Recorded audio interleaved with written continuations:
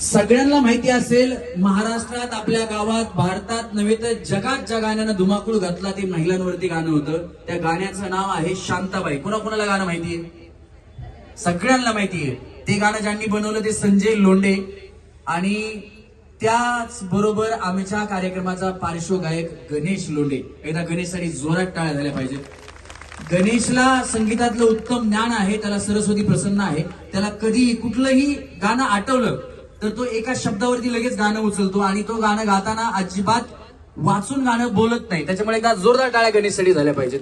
त्याच्यानंतर आमच्या कार्यक्रमाचे संगीत संयोजक अशोक जाधव, कीबोर्डिस्ट, एकदा जोरदार टाळ्या त्यांच्यासाठी पण झाल्या पाहिजेत. आमची म्युझिक टीम आहे, त्यांची ओळख करून देतो.